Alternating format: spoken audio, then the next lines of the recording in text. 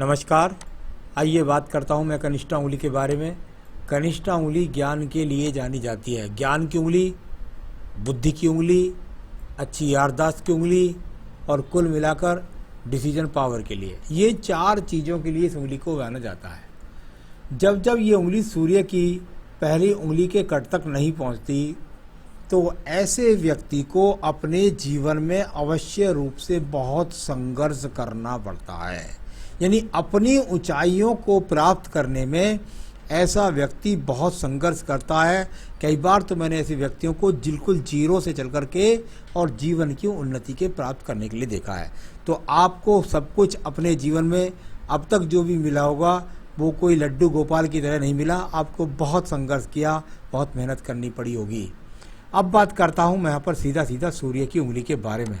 सूर्य की उंगली यश मान सम्मान के लिए जानी जाती है। जब ये उंगली बिल्कुल शनि की उंगली के साथ चिपक करके चलती है, व्यक्ति अपने माता पिता से बहुत प्रेम करता है, साथ ही साथ उनके लिए अपने तरफ से सारे संसाधन जुड़ाता है, उनकी सेवा करता है, किसी भी प्रकार से भाई बहनों से भी किसी प्रकार का विद्वेष नहीं रखता और उनके लिए मदद के लिए खड़ा हो जाता है। यहाँ पर अच्छी श्रेष्ठ उंगली है, उच्च विचार हैं, जीवन के यहाँ पर तरक्की के अच्छे चिन्ह हैं, कोई बदनामी का चिन्ह वर्तमान में नहीं है। बात कर लेता हूँ मैं यहाँ पर शनि की उंगली के बारे में। शनि की उंगली, और यदि मैं इसको देखता हूँ तो ये उंगली अपने आप में ठीक है। थोड़ा सा जो फर्स्ट पर्व है ये यहाँ पर कुछ हल्का हल्का सा दूषित है। जब इस प्रकार का थोड़ा थोड़ा कट का चिन्ह होता है तो ऐसे में आप समझिए आप व्यक्ति के पास में कभी कभी होता कि बहुत सारे पैसे हैं, लेकिन जो उसकी योजना है उस योजना के लिए व्यक्ति के पास पैसे कम हो रहे हैं, इसकी वजह से उसको टेंशन है। तो ये चीज़ यहाँ पर है। वैसे किसी प्रकार से बहुत पैसे मरने का योग यहाँ पर नज़र नहीं आता। चलिए, यहाँ पर एक नीचे वाला निशान भी है जो आपके जीवन के अंदर धन कमाने के लिए, अगर आपने रिंग का है तो बात दूसरी है। यहाँ पर नीलम पहन लिया और मान लिया आपका रिंग का निशान हो तो बात दूसरी है, अगर नहीं है तो ये पैसा डूबने का संकेत है। तो ये अपने आप में ही कट बता देता हूँ। अगर ये निशान यहाँ से अंगूठी का है तो कोई नहीं है, वरना आपका पैसा डूब सकता है, कोई मोटा रूप में आपको ध्यान रखना है। बात करते हैं इसके बाद में सीधा आपकी यहाँ आपके जीवन में बृहस्पति की उंगली का रोल।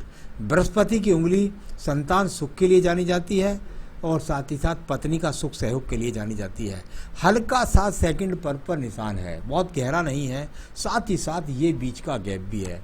अब इसका मतलब क्या हुआ? इसका मतलब 2 ही होते हैं, या तो पत्नी के साथ व्यक्ति का वैचारिक मतभेद है, और कितनी बार ऐसा होता है कि पत्नी के लिए समय ही नहीं है।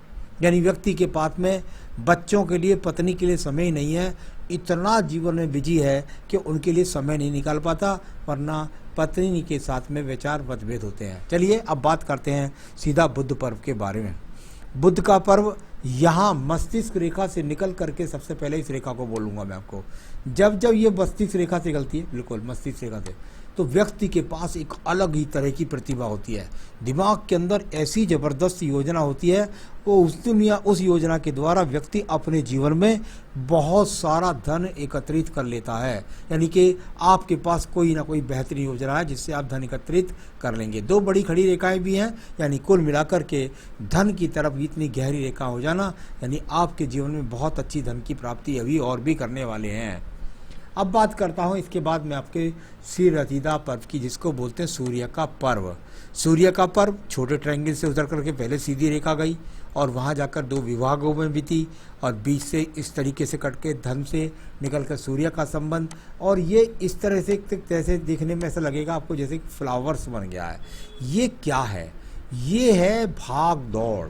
यानी आप अपनी ऊंचाइयों को प्राप्त करने के लिए देश विदेश की, पूरे देश में यानी कितनी भागदौड़ करते हैं, इस बात को दिखलाने वाला ये पर्व आपका मौजूद है, जो आपको सम्मान भी दिलाता रहता है। एक बहुत ज़बरदस्त बुद्धि रेखा को दिखलाता हूँ आपकी। ये वो ज़बरदस्त बुद्धि रेखा है जो हर व्यक्ति के हाथ में नहीं मिलती, इसको बोलते हैं सुपर माइंड रेखा। अब बात करते हैं शनि के पर्व की। शनि के पर्व पर जहाँ एक सीधी रेखा खड़ी है, ये पक्की रेखा हो जाए तो व्यक्ति के पास धन के बहुत अच्छे आगमन, और साथ ही साथ यहाँ निकल कर रेखा और इससे फिर 2 शाखा वाली रेखा, यानी कुल मिलाकर बहुत ही सुंदर स्वरूप है यहाँ पर शनि पर्व का, जो आपको बुढ़ापे में बहुत ज़्यादा सिक्योर करने वाला है धन की स्थितियों से। अब बात करते हैं कि यहाँ पर आपके सीधा सीधा आपके पर्व की, जिसको बोलते हैं बृहस्पति का पर्व।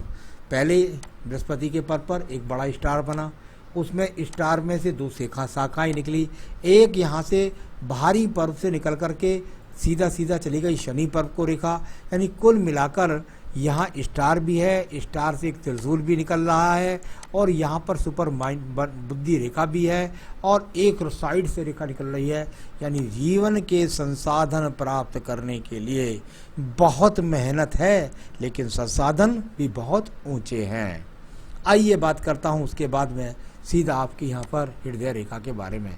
हृदय रेखा और यहाँ पर जाकर दो मुखी हुई, बहुत सुंदर स्वरूप होता है ये दो मुखी रेखा का, यानी कि अच्छी योजनाएं लेकर, अच्छे विचार करने का, बड़े बड़े लोगों में उठ बैठ करने का, ये सब चीज़ें यहाँ पर है। थोड़ी बहुत दूषित है तो कह सकते हैं कि हाँ, हल्का बहुत पत्नी के लिए समय नहीं मिलता है, या पत्नी से थोड़ा सा तू मैं, बस इतना कह सकते हैं। कोई बड़े रोग के संकेत भी यहाँ नहीं है। इसके बाद बात करता हूँ मैं मंगल पर्व के बारे में। मंगल का पर्व जाना जाता है यहाँ से उन रेखाओं के द्वारा जिनको बोलता हूँ मैं कर्म रेखा। कर्म रेखा, और यहाँ कर्म रेखाओं को देखो तो कितनी कर्म रेखा, कहीं से कहीं तक व्यक्ति के अंदर बिल्कुल भी आलस नहीं है, पूरी मेहनत के साथ में व्यक्ति अपने कर्म में लगा रहता है। इसका संबंध यहाँ आपकी अंदरूनी मंगल रेखा से भी है, यानी कि बहुत मेहनत करने वाले व्यक्ति आप हैं।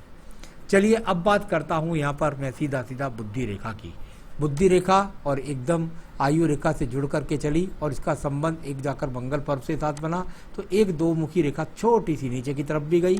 तो यहाँ कुल मिलाकर के आपको आपके जीवन के अंदर जब दो मुखी रेखा हो जाए तो व्यक्ति संतुलन बनाता है व्यापार के साथ में, अपने कर्म के साथ में। अब बात करता हूँ यहाँ पर कोई झगड़ा नहीं है, कोई झंझट नहीं है, द्वितीय मंगल पर्वत पर। चलिए बात करते हैं आपकी चंद्र पर्वत के बारे में। चंद्र पर्वत और छोटी छोटी रेखाएं जाके संबंध बन गया, उसका कहीं भाग्य रेखा से संबंध बनता है, कहीं केतु पर्वत के साथ संबंध बनता है। यानी बहुत टेंशन भी लेते हैं, बहुत मेहनत भी करते हैं, और इतनी भाग दौड़ से है कि उसका दबाव आप पर बना रहता है। वर्तमान में, वर्तमान की बात कर रहा हूँ, तो वो काफ़ी दबाव यहाँ नज़र आता है। एक रेखा आपकी यहाँ पर बात करता हूँ सीधा सीधा आपकी रेखा, उसको बोलते हैं भाग्य रेखा। भाग्य रेखा देखिए, और बिल्कुल इसके साथ एक रेखा का और भी जुड़ाव हुआ। ये भाग्य रेखा यहाँ जाकर के आपके जीवन के अंदर चली है, और बहुत भाग्य रेखा जाकर के दूर स्थान से जुड़ी है।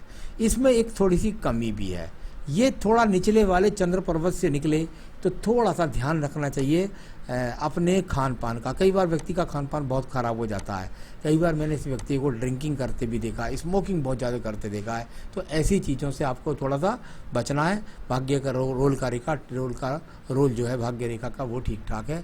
केतु स्थान है, बहुत ज़्यादा आपको किसी भी प्रकार का जो है एक तरह से मानसिक स्थिति को चैन नहीं लेने देता है। इसके बाद बात करता हूँ मैं शुक्र पर्व के बारे में। शुक्र पर्व काफ़ी पीड़ित है, यानी शुक्र पर्व जब इतना काफ़ी पीड़ित हो आपके जीवन के अंदर, तो यहाँ संसाधन की बेचैनी होती है।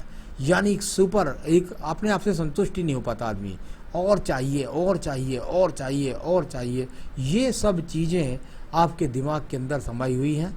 तो ठीक है, आप अगर हिम्मत है आप में तो ऐसा सब कुछ करिए और संसाधन को बढ़ाते चले जाइएगा। अब बात करता हूँ इसके बाद में एक और रेखा की। देखिए आपकी आयु रेखा का जो यहाँ ये आयु रेखा है, ठीक है, ये चली सीधा यहाँ चली गई। एक बड़ा दीप यहाँ मंगल रेखा ने बनाया। यहाँ देखिए ये मंगल रेखा ने यहाँ बनाया, और आपकी रेखा के साथ होता क्या है, ऊपर वाला मुख, बहुत ध्यान रखना पड़ेगा, ये बहुत बारीक रेखा है कि ऊपर वाला दीप यदि यहाँ ऊपर टच हो जाए तो वो हो जाता है दीप। ये बिल्कुल ऐसे मिल जाए तो ये हो जाता है पूरा दीप। अगर मैं इसको ऊपर वाले चिन्ह को हटा दीजिए तो यहाँ पर दीप नहीं बनता। यानी कि आपके जीवन में पहले ये दीप होगा, और अब ये थोड़ा थोड़ा हट रहा है। जितना ये दीप आपके जीवन में हटता जाएगा उतने जीवन में आपकी ऊंचाइयों को लेता जाएगा।